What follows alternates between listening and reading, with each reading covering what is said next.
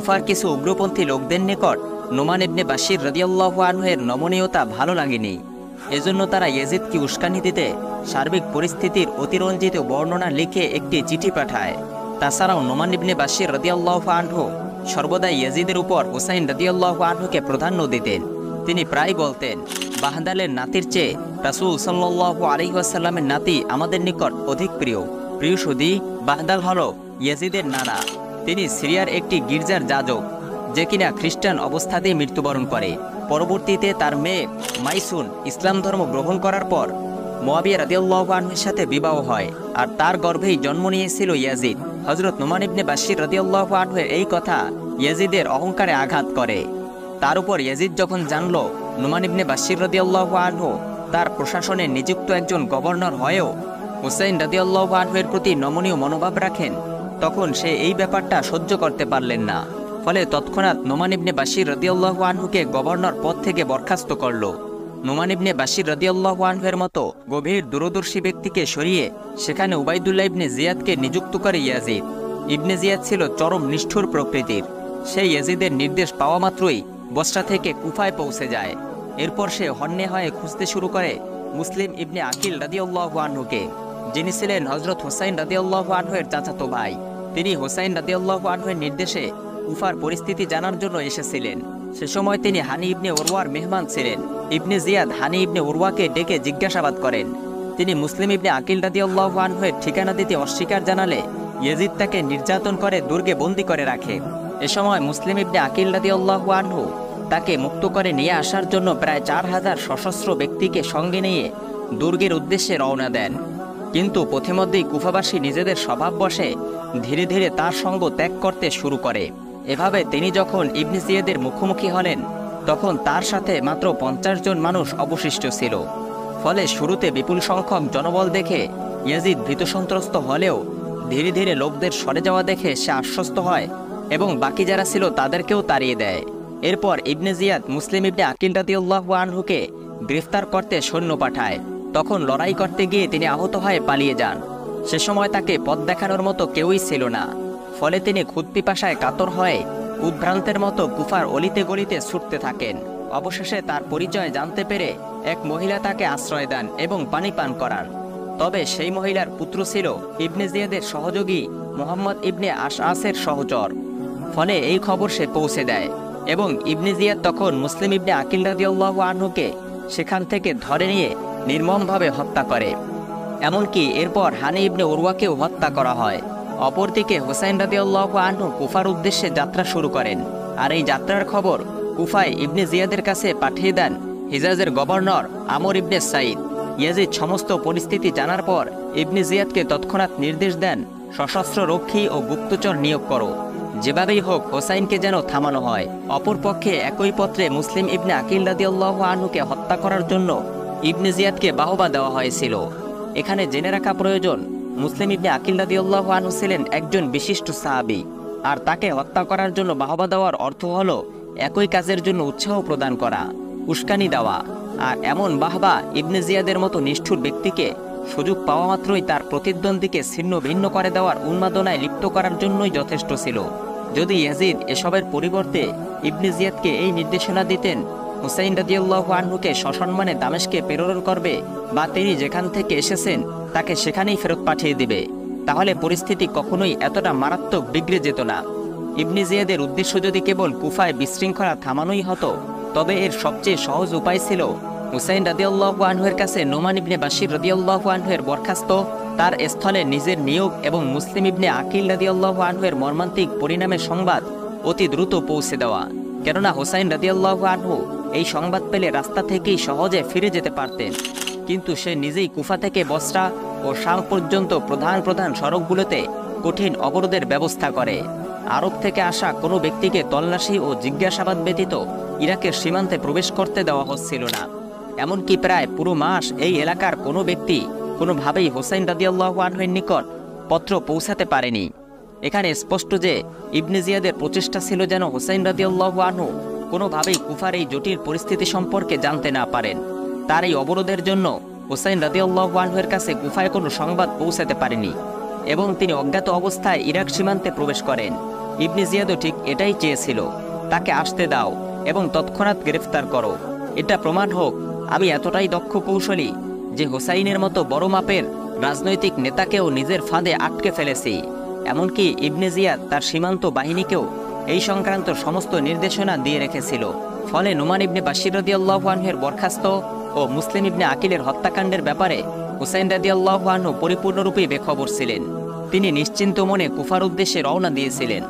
মুসলিম ইবনে আকিলকে হত্যা করা হয়েছিল 8ই জিলহজ, আর এর 2-3 দিন পূর্বেই হুসাইন রাদিয়াল্লাহু আনহু মক্কা থেকে রওনা দিয়েছিলেন। যাওয়ার সময় তিনি কুফাবাসীর পাঠানো পত্রগুলোও সঙ্গে নিয়েছিলেন, যেন কুফাবাসী নিজেদের অনুগত্যের শপথ অস্বীকার করলেও এসবের মাধ্যমে তিনি তাদের পত্রাবলীকে প্রমাণ হিসেবে পেশ করতে পারেন। ইরাক সীমান্তের কাছাকাছি এসে হুসাইন রাদিয়াল্লাহু আনহু জানতে পারলেন মুসলিম ইবনে আকিলকে হত্যা করা হয়েছে। হুসাইন রাদিয়াল্লাহু আনহু আসন্ন বিপদের আভাস পেয়ে পুনরায় মক্কায় ফিরে যেতে চাইছিলেন, কেননা তিনি বুঝতে পেরেছিলেন এখন তিনি কুফায় গেলে গভর্নরদের পক্ষ থেকে নির্মম আচরণ এবং জনগণের পক্ষ থেকে অঙ্গীকার ভঙ্গ ছাড়া আর কিছুই পাবেন না। আর ইবনে জিয়াদ তাকেও মুসলিম ইবনে আকিল রাদিয়াল্লাহু আনহু ও হানি ইবনে উরওয়ার মতো হত্যা করতে উদ্যত হবে। এজন্য তিনি হিজাজে ফিরে যাওয়াই উত্তম মনে করলেন। কিন্তু তার ভাগ্যে আল্লাহ তাআলা যা নির্ধারণ করে রেখেছিলেন সেটা তো অবশ্যই বাস্তবায়িত হবে। সঙ্গে থাকা মুসলিম ইবনে আকিল রাদিয়াল্লাহু আনহুর ভাইয়েরা তখন সমস্ত ঘটনা শুনে আবেগে উদ্বেলিত হয়ে বললেন, যতক্ষণ পর্যন্ত আমরা মুসলিম বিন আকিলের রক্তের প্রতিশোধ না নেব ততক্ষণ আমরা এখান থেকে ফিরে যাব না। এরপর কাফেলা পুনরায় যাত্রা শুরু করল। এক সময় এই কাফেলা কুফার সীমান্তে পৌঁছলে হুসাইন রাদিয়াল্লাহু আনহু দেখলেন সেখানে ইবনে জিয়াদের নির্দেশে কঠোর পাহারা বসানো। এখানেই ইবনে জিয়াদের সেনাপতি হুর ইবনে ইয়াজিদের সাথে তার সাক্ষাৎ হয়। হুর ইবনে ইয়াজিদ ছিলেন হুসাইন রাদিয়াল্লাহু আনহুর শুভাকাঙ্ক্ষী। তিনি জিজ্ঞাসা করলেন, আপনারা কোথায় যাচ্ছেন? হুসাইন রাদিয়াল্লাহু আনহু যখন কুফা যাওয়ার কথা বললেন তখনই হুর কঠোরভাবে নিষেধ করে বললেন, আপনি এখান থেকে ফিরে যান, সেখানে আপনার জন্য কোনো কল্যাণের আশা নেই। তবু হুসাইন রাদিয়াল্লাহু আনহু এমন পরিস্থিতিতে ইয়াজিদের কাছে দামেস্কে যাওয়ার সিদ্ধান্ত নেন। এই সিদ্ধান্ত এতটাই সুদৃঢ় ছিল তিনি কোনো রকম সংশয় ছাড়াই তৎক্ষণাৎ শামের পথ ধরলেন। প্রিয় সুধী, হযরত হুসাইন রাদিয়াল্লাহু আনহু কুফায় যাওয়ার পরিবর্তে সরাসরি ইয়াজিদের কাছে যেতে চেয়েছিলেন এই কারণে যে তিনি তার গভীর দৃষ্টির বদৌলতে বুঝতে পেরেছিলেন ইয়াজিদের সরকার গঠন হয়ে গেছে। সুতরাং একটি গঠিত সরকার উৎখাত করার চেষ্টা এখন বিদ্রোহ বলে গণ্য হবে। এজন্য তিনি দামেস্কে গিয়ে ইয়াজিদের সাথে সাক্ষাৎ করতে চাইলেন। তিনি ভেবেছিলেন মুখোমুখি আলোচনার দ্বারা আসল উদ্দেশ্য হাসিল হলেও হতে পারে। ইয়াজিদ সরকারের বিপরীতে নিজস্ব কঠোরতার উপর অটল থাকা সত্ত্বেও হুসাইন রাদিয়াল্লাহু আনহু সেই সকল সাহাবীর দৃষ্টিভঙ্গিকেও সম্মান করতেন যারা ইয়াজিদের সরকারকে কিছু মৌলিক প্রশাসনিক ত্রুটি সহই মেনে নিয়েছিলেন। হুসাইন রাদিয়াল্লাহু আনহুর কুফায় যাওয়ার উদ্দেশ্যও মূলত ক্ষমতা লাভ ছিল না, উদ্দেশ্য ছিল শুধুমাত্রই ত্রুটিগুলোর সংশোধন। কুফায় নিজের সমর্থকদের একত্র করে তিনি এই কাজটাই করতে চেয়েছিলেন। কিন্তু এখন যেহেতু পরিস্থিতি সম্পূর্ণরূপে বদলে গেছে তাই তিনি সরাসরি ইয়াজিদের সাথে কথা বলা জরুরি মনে করলেন, কেননা এতেই নিহিত ছিল উম্মাহের কল্যাণ। এছাড়া অন্য কোনো উপায় তার সামনে ছিল না। যদিও তিনি পুরোপুরি জানতেন দামেস্ক ও কুফার সরকারি নীতি একই রকম হবে এবং সরকারি পরিমণ্ডলে সর্বত্র তাকে গণ্য করা হবে বিদ্রোহী হিসেবে, কিন্তু ইবনে জিয়াদের করা মেজাজ দেখে তাকে বোঝানো হুসাইন রাদিয়াল্লাহু আনহুর কাছে বেশ কঠিনই মনে হয়েছিল। পক্ষান্তরে ইয়াজিদের কাছে তিনি এই আশা করেছিলেন যে সে ইবনে জিয়াদের মতো কঠোরতা অবলম্বন করবে না এবং কোনো সিদ্ধান্ত নেওয়ার পূর্বে অন্ততপক্ষে আহলে বাইতের মর্যাদার দিকটা বিবেচনায় রাখবে। ইয়াজিদ ছিল দামেস্কে আর হুসাইন রাদিয়াল্লাহু আনহুর কাফেলা ছিল দামেস্কের প্রায় 900 কিলোমিটার কাছাকাছি কারবালা নামক স্থানে। এই স্থান কুফা আর দামেস্কের মাঝে অবস্থিত ফোরাত নদীর পাশ দিয়ে চলে গিয়েছে, যাকে বলা হতো আত্তাফ। ইবনে জিয়াদ চাইলে হুসাইন রাদিয়াল্লাহু আনহুর কাফেলাকে শামের দিকে যেতে দিতে পারত, কিন্তু সে এতটাই বেপরোয়া হয়ে উঠেছিল যে তার প্রতি সামান্য ভদ্রতাটুকুও প্রকাশ করেনি। বরং সে কাফেলা আসার পর থেকেই এই কাফেলাকে থামিয়ে দিয়ে চাপ সৃষ্টি করতে থাকে। উদ্দেশ্য হলো হুসাইন রাদিয়াল্লাহু আনহু যেন এখানে তার কাছে ধরা দিয়ে বন্দী হিসেবে কুফায় হাজির হন। এখানে প্রশ্ন হতে পারে, ইয়াজিদ কেন এমনটা করল? এটা কি তার নিজের ধৃষ্টতা ছিল নাকি দামেস্কের পক্ষ থেকে এমন কোনো নির্দেশনা ছিল? এখানে চূড়ান্ত কথা হলো দামেস্ক থেকে প্রেরিত নির্দেশনা মোতাবেক ইবনে জিয়াদের প্রশাসনিক দায়িত্ব ছিল হুসাইন রাদিয়াল্লাহু আনহুকে কুফায় পৌঁছানো থেকে বাধা দেওয়া এবং ইরাকের পরিস্থিতি নিয়ন্ত্রণে রাখা। এমতো অবস্থায় কাফেলা ইরাক সীমান্তে পৌঁছার পর 10ই মুহররম পর্যন্ত দামেস্ক থেকে কুফায় তৎক্ষণাৎ কোনো নতুন বার্তা পৌঁছানো সম্ভব ছিল না। সুতরাং নিজের বরত্ব প্রকাশ করার সুযোগ পেতে এটা ছিল ইবনে জিয়াদের পক্ষ থেকেই বাড়াবাড়ি। কেননা হুসাইন রাদিয়াল্লাহু আনহু যখন কুফা থেকে পুনরায় চলে যেতে চেয়েছিলেন, তখন তো ইবনে জিয়াদের উচিত ছিল তাকে চলে যাওয়ার অবকাশ দেওয়া। এর দ্বারা সেও বড় ধরনের একটা পরীক্ষা থেকে নিজেকে বাঁচিয়ে নিতে পারত। কিন্তু সে এমনটা করেনি, কেননা ইবনে জিয়াদ সে সময় হুসাইন রাদিয়াল্লাহু আনহুকে বিদ্রোহী হিসেবে গণ্য করেছিল। সম্ভবত ওই সময় সে নিজের আমিত্বকে প্রকাশ এবং নিজের প্রভাব প্রতিষ্ঠা করতে চাচ্ছিল।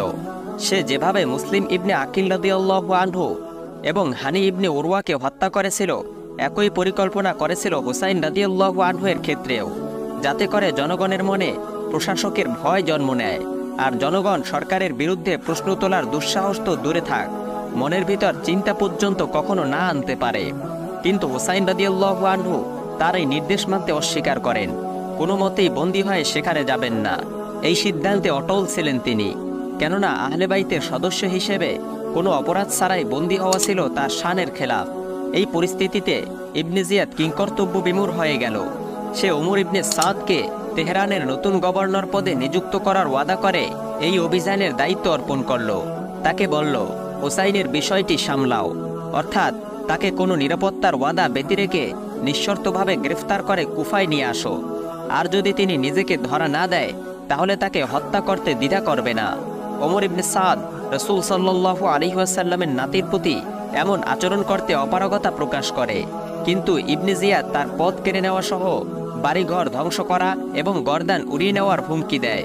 ওমর ইবনে সাদ সকাল পর্যন্ত সময় চাইল এবং রাতভর চিন্তা ভাবনা করল। সকালে এসে সে ইবনে জিয়াদের কাছে নিজের প্রস্তুতির কথা প্রকাশ করল এবং সৈন্য নিয়ে কারবালায় গিয়ে পৌঁছল। প্রিয় সুধী, আজ এ পর্যন্তই। আমাদের চ্যানেলে নতুন হয়ে থাকলে সাবস্ক্রাইব করুন। ভিডিওটি ভালো লাগলে লাইক, কমেন্ট ও শেয়ার করে অন্যদের দেখার সুযোগ করে দিন। আসসালামু আলাইকুম ওয়া রাহমাতুল্লাহ।